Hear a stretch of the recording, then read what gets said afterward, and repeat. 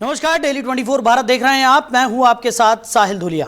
Bulletin की शुरुआत करेंगे बड़ी खबर के साथ। चीन को ट्रंप की धमकी सामने आई है। ईरान की मदद नहीं करे ऐसी धमकी ट्रंप ने दी है तो मदद करने पर 50% का टैरिफ लगा दिया जाएगा, ट्रंप का कहना है।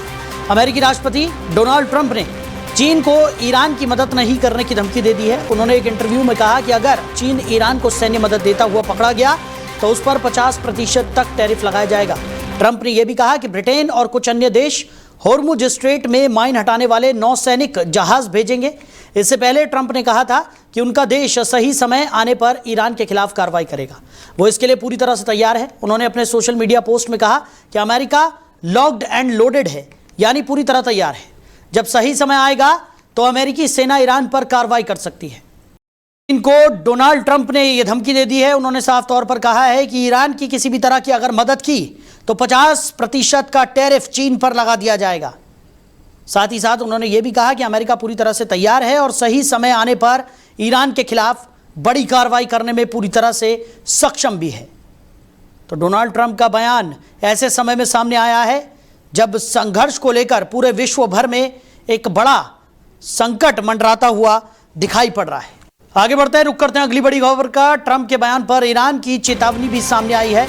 होर्मुज स्ट्रेट के पास आने की गलती मत करना, ऐसा ईरान का कहना है। तो अमेरिका की मांगों को ईरान ने खारिज कर दिया है। बड़ी खबर आपको बता रहे हैं। ईरान के रेवोल्यूशनरी गार्ड्स ने अमेरिका को चेतावनी देते हुए कहा है कि होर्मुज स्ट्रेट पर किसी होशियारी की कोशिश ना की जाए। IRGC ने एक बयान में कहा कि कोई भी गलत कदम दुश्मन को होर्मुज जलडमरू मध्य के जानलेवा भंवरों में फंसा देगा। अमेरिकी राष्ट्रपति डोनाल्ड ट्रंप ने इस अहम शिपिंग मार्ग पर अमेरिकी नौसेना की नाकेबंदी का आदेश देने के बाद IRGC का बयान भी सामने आ गया है। बयान में कहा गया है कि ईरानी सुरक्षा बलों को होर्मुज जलडमरू मध्य पर पूरी तरह से नियंत्रण बरकरार है। IRGC नेवी ने कहा है कि अमेरिका के झूठे दावों के विपरीत गैर सैन्य जहाजों के सुरक्षित आवागमन के लिए होर्मुज जलडमरू मध्य एक सुव्यवस्थित प्रबंधन के तहत खुला हुआ है। कोई सैन्य जहाज अगर किसी बहाने से जलडमरू मध्य के करीब आने की कोशिश करेगा तो उसे युद्ध विराम का उल्लंघन माना जाएगा। इस्लामाबाद में सीज फायर समझौते पर वार्ता बेनतीजा रहने के बाद दोनों ओर से आ रहे कड़े बयानों से एक बार फिर तनाव की स्थिति बढ़ती हुई नजर आ रही है। तो एक तरफ जहां डोनाल्ड ट्रंप की बयानबाजी लगातार जारी है, वहीं ईरान ने भी अमेरिका को कड़े शब्दों में चेतावनी दे दी है। ईरान ने होर्मुज स्ट्रेट को लेकर अमेरिका को चेतावनी दी। उन्होंने कहा कि किसी भी तरह की होशियारी करने की कोशिश अमेरिका ना करे। साथ ही साथ ईरान ने अमेरिका की तमाम मांगों को सिरे से खारिज कर दिया है। तो ट्रंप के बयान पर ईरान की चेतावनी भी सामने आई है। उन्होंने कहा है कि होर्मुज स्ट्रेट के पास आने की गलती अमेरिका ना करे। तो रुक करेंगे अगली बड़ी खबर का। आज आशा भोसले का अंतिम संस्कार किया जाएगा। शाम 4 बजे राजकीय सम्मान से उनका अंतिम संस्कार होगा। तो मल्टी ऑर्गन फेल्योर से कल उनका निधन हो गया था। एक बड़ी दुखद खबर। सिंगर आशा भोसले का 4 बजे मुंबई के शिवाजी पार्क में अंतिम संस्कार किया जाएगा। उनका रविवार को मुंबई के ब्रीच कैंडी अस्पताल में निधन हो गया था। वो 92 साल की थी। आशा को कई मेडिकल समस्याएं होने के चलते शनिवार रात अस्पताल में भर्ती कराया गया था। उनके कई अंगों ने काम करना बंद कर दिया था, यानी मल्टी ऑर्गन फेलियर के कारण उनकी मौत हुई। आशा भोसले ने 82 साल के सिंगिंग करियर में 9 फिल्म फेयर समेत 100 से अधिक अवार्ड जीते। उन्हें देश के दूसरे सबसे बड़े नागरिक सम्मान पद्म विभूषण से सम्मानित किया गया था। ऐसे में उनका अंतिम संस्कार राजकीय सम्मान के साथ किया जाएगा। आशा भोसले क्लासिकल सिंगर दीनानाथ मंगेशकर की बेटी और लता मंगेशकर की छोटी बहन थी। जब वो सिर्फ 9 साल की थी तब उनके पिता का निधन हो गया था। इस कारण लता की तरह आशा को भी कम उम्र में ही सिंगिंग की शुरुआत करनी पड़ी। आशा ने पहला गाना 10 साल की उम्र में गाया था। आशा भोसले ने अपने करियर में 20 से अधिक भाषाओं में 12,000 से ज़्यादा गाने गाए। उनके गाने इन आँखों की मस्ती, दम मारो दम, पिया तू अब तो आजा और चुरा लिया है तुमने आज भी लोकप्रिय गानों में से एक है। तो अगली बड़ी खबर बिहार से है, जहां नई सरकार के गठन की कवायद तेज हो गई है। बंगाल चुनाव में गए सभी विधायकों को वापस बुला लिया गया है। तो बीजेपी ने अपने सभी विधायकों को वापस बुला लिया है। जल्द बड़ा ऐलान भी यहां पर किया जा सकता है। तो बिहार की सियासत में इस समय जबरदस्त उथल पुथल मची हुई है। राज्य में नई सरकार के गठन की कवायद अब अपने निर्णायक मोड़ पर पहुंच गई है। तो राजधानी पटना के सियासी गलियारों में हलचल उस समय और तेज हो गई जब भारतीय जनता पार्टी ने एक बड़ा कदम उठाते हुए पश्चिम बंगाल चुनाव में ड्यूटी पर तैनात अपने सभी विधायकों को तत्काल प्रभाव से वापस पटना बुला लिया। बीजेपी आलाकमान के इस अचानक आए फैसले ने यह साफ कर दिया है कि बिहार में सत्ता परिवर्तन की पटकथा पूरी तरह लिखी जा चुकी है और अब बस आधिकारिक ऐलान का इंतजार है। बीजेपी के कई विधायक पिछले काफी समय से पड़ोसी राज्य पश्चिम बंगाल में विधानसभा चुनाव के प्रचार और संगठन के काम में व्यस्त थे, लेकिन दिल्ली से आए एक गुप्त संदेश के बाद इन सभी विधायकों को अपना काम बीच में ही छोड़कर फौरन पटना लौटने का निर्देश दिया गया है। सूत्रों की माने तो पार्टी चाहती है कि नई सरकार के गठन की प्रक्रिया के दौरान उसके सभी विधायक एकजुट रहें और किसी भी तरह की क्रॉस वोटिंग या राजनीतिक सेंधमारी की गुंजाइश न रहे। विधायकों के पास लौटने के इस घटनाक्रम ने राज्य के विपक्षी खेमे में भी बेचैनी पैदा कर दी है।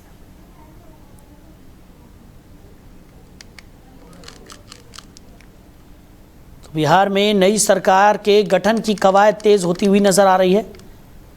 बीजेपी ने अपने सभी विधायकों को बंगाल से वापस बुला लिया है, तो जल्द ही कोई बड़ा ऐलान यहां पर किया जा सकता है। और आपको बता दें कि नई सरकार के गठन को लेकर जिस तरीके की कवायद देखने को मिल रही थी, अब वो कवायद और ज़्यादा तेज़ होती हुई दिखाई दे रही है। बीजेपी ने अपने सभी विधायकों को वापस पटना बुला लिया है। ऐसे कयास लगाए जा रहे हैं कि जल्द ही कोई बड़ा ऐलान भारतीय जनता पार्टी कर सकती है। खबर पर ज़्यादा जानकारी के साथ राजनीतिक विश्लेषक अमित तिवारी जी हमारे साथ जुड़ गए हैं। अमित जी, बहुत स्वागत है आपका। जी नमस्कार सभी दर्शकों को। अमित जी, बिहार में नई सरकार के गठन की जो कवायद है वो तेज़ होती हुई नज़र आ रही है।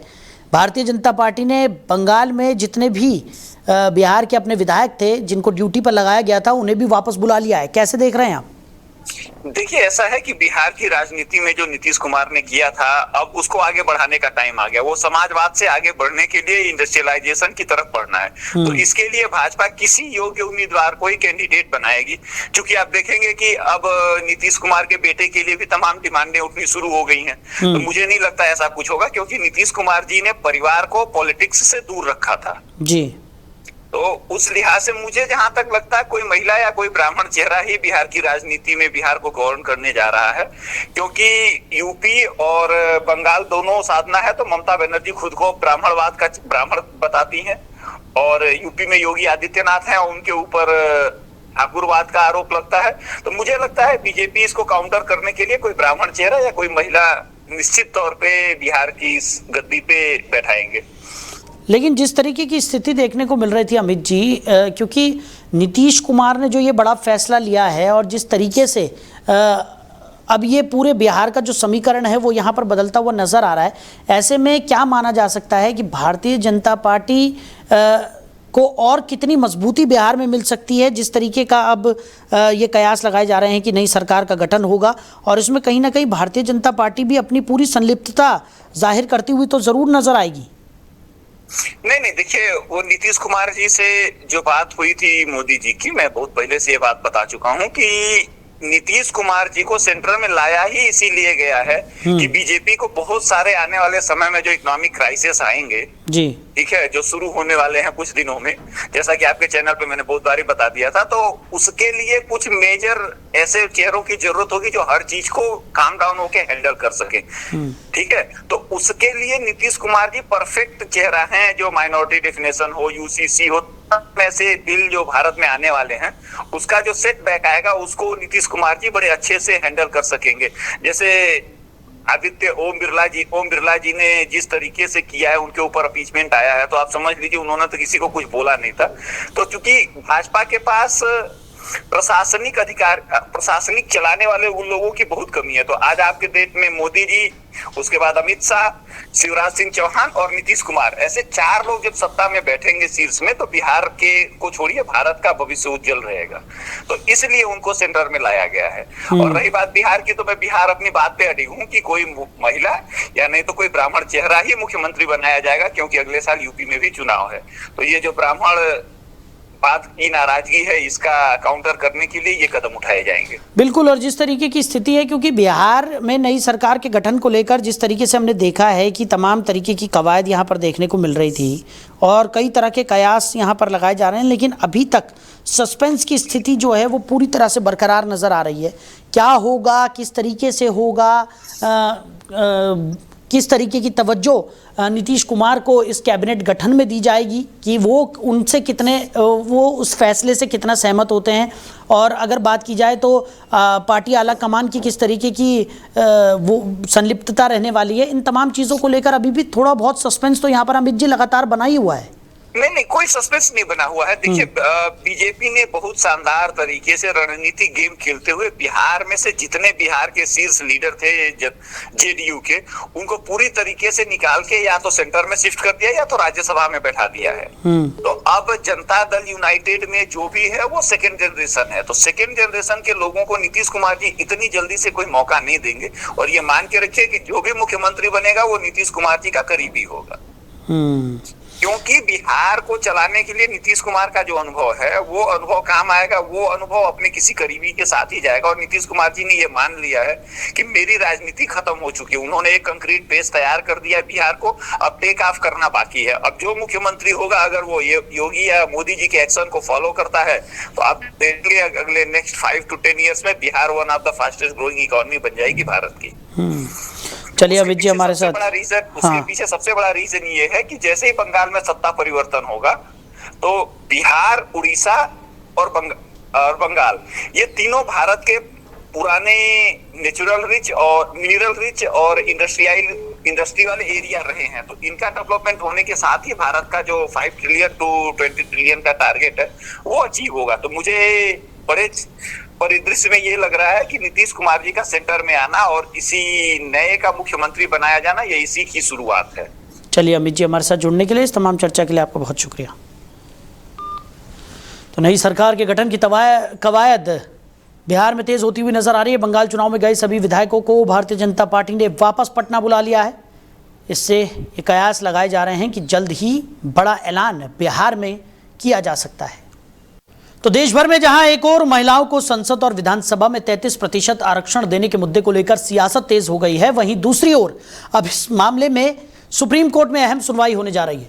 सर्वोच्च न्यायालय आज यानी कि सोमवार 13 अप्रैल को इस मामले पर सुनवाई करेगा। ये याचिका कांग्रेस नेता जया ठाकुर ने दाखिल की है। इसमें मांग की गई है कि महिलाओं को आरक्षण देने वाला कानून नारी शक्ति वंदन अधिनियम तुरंत लागू किया जाए और इसे जनगणना और परिसीमन से न जोड़ा जाए। फिलहाल इस कानून में यह प्रावधान है कि महिलाओं को 33% आरक्षण तभी मिलेगा जब अगली जनगणना और उसके बाद परिसीमन की प्रक्रिया पूरी हो जाएगी। लेकिन याचिका में कहा गया है कि यह शर्त जरूरी नहीं है, क्योंकि सीटों की संख्या पहले से तय है और देश की लगभग आधी आबादी होने के बावजूद महिलाओं को पर्याप्त प्रतिनिधित्व नहीं मिल रहा है। इस मामले की सुनवाई जस्टिस BV नागरत्ना और जस्टिस उज्ज्वल भुइयां की बेंच करेगी। इससे पहले 2023 में सुप्रीम कोर्ट ने कहा था कि कानून के इस प्रावधान को रद्द करना बहुत मुश्किल होगा। ये सुनवाई इसलिए भी अहम मानी जा रही है क्योंकि 16 अप्रैल से संसद का विशेष सत्र शुरू होने जा वाला है और इसमें महिला आरक्षण कानून को लागू करने के लिए संशोधन बिल लाया जा सकता है। वहीं कर्नाटक कांग्रेस में कैबिनेट फेरबदल की मांग कर रहे 40 सीनियर विधायकों में 30 विधायक रविवार को दिल्ली पहुंचे। यहां वो पार्टी हाईकमान से मिलकर मंत्रिमंडल में फेरबदल और नए चेहरों को मौका देने की मांग करेंगे। 3 से ज्यादा बार विधायक बन चुके करीब 40 विधायकों की मांग है कि मौजूदा मंत्रियों को लगभग 3 साल का समय मिल चुका है, इसलिए अब सीनियर विधायकों को मौका दिया जाए। वहीं पहली बार चुने गए 38 कांग्रेस विधायक भी सक्रिय हो गए हैं। उन्होंने पार्टी नेतृत्व को पत्र लिखकर कम से कम 5 नए विधायकों को मंत्री बनाने की मांग की है। तो मांड्या विधायक रवि कुमार गौड़ा ने कहा है कि नए चेहरों को भी मौका मिलना चाहिए। इन विधायकों का नेतृत्व अशोक पट्टन और TB जयचंद्र कर रहे हैं। विधायकों का यह जत्था राहुल गांधी, मल्लिकार्जुन खड़गे, KC वेणुगोपाल और रणदीप सिंह सुरजेवाला से मुलाकात करेगा और मंत्री पद की मांग करेगा। तो विधायकों का कहना है कि मंत्रिमंडल में फेरबदल जल्द होना चाहिए। सरकार बने 3 साल बीत चुके हैं, लेकिन मंत्रिमंडल में फेरबदल नहीं हुआ है। उनका कहना है कि अगर अब मंत्रिमंडल के फेरबदल में देरी होती है तो फिर उन्हें मंत्री पद मिल भी जाता है तो इसका क्या फायदा होगा। विधायक मंत्रिमंडल में फेरबदल के लिए हाईकमान पर दबाव बना रहे हैं। इसी उद्देश्य से वरिष्ठ कांग्रेस विधायकों का समूह कर्नाटक से दिल्ली के लिए रवाना हुआ है। वहीं दिल्ली के पूर्व मुख्यमंत्री अरविंद केजरीवाल और शराब नीति मामले में राहत पा चुके आप नेताओं की निगाहें अब आज होने वाली कोर्ट कार्रवाई पर टिकी हुई हैं। दिल्ली हाईकोर्ट एक बेहद अहम याचिका पर सुनवाई करने जा रहा है। केजरीवाल चाहते हैं कि जस्टिस स्वर्णकांता शर्मा उनके खिलाफ CBI की अपील पर सुनवाई न करें। आज दोपहर 2:30 बजे का वक्त जस्टिस स्वर्णकांता शर्मा की अदालत में गहमा गहमी भरा रहने वाला है। केजरीवाल ने फैसला किया है कि वो इस याचिका पर खुद बहस करेंगे। 6 अप्रैल को जब ये अर्जी पेश की गई थी तब कोर्ट ने इसे रिकॉर्ड पर लेते हुए 13 अप्रैल की तारीख मुकर्रर की थी उनकी आशंका है कि वर्तमान बेंच के सामने न्याय नहीं मिल पाएगा। जज को हटाने की मांग सिर्फ केजरीवाल की नहीं है, मनीष सिसोदिया और दुर्गेश पाठक समेत विजय नायर और अरुण रामचंद्र पिल्लई जैसे प्रतिवादियों ने भी मोर्चा खोल दिया है। 27 फरवरी को लोअर कोर्ट ने इन सभी को बरी करते हुए सीबीआई के केस को डिस्क्रेडिटेड यानी पूरी तरह अविश्वसनीय करार दिया था। 9 मार्च को यह मामला जस्टिस शर्मा के पास पहुंचा। वहीं मथुरा के श्रृंगार घाट पर एक और शव मिला है। यह शव महिला का है। तो मोटरबोट हादसे में मृतकों की संख्या 14 पर पहुंच गई है। पुलिस स्वजन को बुलाकर पहचान करने में जुटी हुई है। महिला का नाम मोनिका बताया जा रहा है। अभी 2 लापता और हैं। टीमें उनकी तलाश में जुटी है। पंजाब से शुक्रवार सुबह 2 बसों में 132 श्रद्धालु वृंदावन घूमने आए थे। श्रद्धालुओं का एक जत्था मोटरबोट पर सवार होकर वृंदावन के केशी घाट में यमुना पार देवराहा बाबा समाधि पर दर्शन करने जा रहे थे। दोपहर करीब 3 बजे यमुना की गाद निकलने के लिए पेंटून पुल को बीच से खोला गया था। उसे आपस में जोड़ने के लिए जेसीबी से खींचा जा रहा था। तभी पुल का पीपा पानी के तेज बहाव में बहा और आ रही श्रद्धालुओं की मोटरबोट से टकरा गया। मोटरबोट क्षतिग्रस्त हो गई और श्रद्धालु समेत पानी में समा गई। पुलिस और गोताखोरों ने 22 श्रद्धालुओं को सुरक्षित बाहर निकाल लिया। 10 शव तुरंत निकाल लिए गए थे, जबकि अन्य लोगों के शव बरामद करने के लिए अभियान जारी है। यमुना में मोटरबोट हादसे में यमुना में डूबे सभी लोगों के शव मिलने के बाद जांच कमेटी हादसे की जांच पड़ताल करेगी। वहीं इंडियन प्रीमियर लीग यानी आईपीएल के 20वें मैच में रॉयल चैलेंजर्स बेंगलुरु ने मुंबई इंडियंस को उन्हीं के घर वानखेड़े में 18 रनों से हरा दिया। टॉस हारकर पहले बल्लेबाजी करते हुए आरसीबी ने फिल सॉल्ट के 78, कोहली के 50 और कप्तान पाटीदार के 53 रनों की बदौलत 240 का बड़ा स्कोर खड़ा किया। जवाब में मुंबई इंडियंस रदरफोर्ड के 71 और कप्तान हार्दिक 44 रनों की बदौलत 20 ओवर में 5 विकेट पर 222 रन ही बना सकी। 241 रनों के लक्ष्य का पीछा करने उतरी मुंबई की टीम को उस समय बड़ा झटका लगा जब रोहित शर्मा हैमस्ट्रिंग की वजह से रिटायर आउट हो गए। उस समय वो 19 रन बनाकर खेल रहे थे। उसके बाद सूर्या बल्लेबाजी करने आए और वो भी 22 गेंदों पर 33 रन बनाकर आउट हो गए। रियान रिकल्टन ने 37 रनों की छोटी पारी खेली, जबकि तिलक वर्मा 1 रन बनाकर आउट हो गए।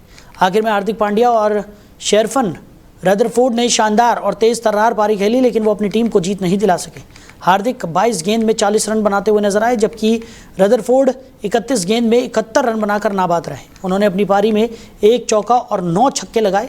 आरसीबी की तरफ से कृणाल पांड्या सबसे सफल गेंदबाज रहे। उन्होंने 4 ओवर में केवल 26 रन खर्च किए और 1 विकेट भी हासिल कर लिया। वहीं उत्तरी हैती में पर्यटकों बीच लोकप्रिय एक पहाड़ी किले में मची भगदड़ में कम से कम 25 लोगों की मौत हो गई, जबकि दर्जनों अन्य घायल हो गए। कैंप हैतियन शहर के नगर प्रशासन ने एक बयान में कहा कि मिलॉट इलाके में हुई भगदड़ में दम घुटने, कुचले जाने और बेहोशी के चलते कई लोगों की जान गई। ऐतिहासिक स्थल पर पारंपरिक उत्सव का आयोजन किया जा रहा था, जहां भारी भीड़ और कुप्रबंधन के चलते भगदड़ मच गई, जिसमें दर्जनों लोगों को अस्पताल में भर्ती कराया गया। बयान में कहा गया कि अत्यधिक भीड़भाड़ के चलते भगदड़ हुई। हैती राष्ट्रीय पुलिस ने एक अलग बयान में कहा कि घटना के सटीक कारणों का पता लगाने के लिए जांच शुरू कर दी गई है। जांच के बाद मृतकों की संख्या को संशोधित कर 25 कर दिया गया है। शवों का पोस्टमार्टम जारी था। पुलिस के अनुसार 30 लोग अब भी अस्पताल में भर्ती हैं। एजेंसी ने लोगों से अफवाहें न फैलाने और प्रशासन के साथ सहयोग जारी रखने की अपील भी की है। तो फिलहाल इस बुलेटिन में मेरे साथ इतना ही। आप बने रहिए। नमस्कार।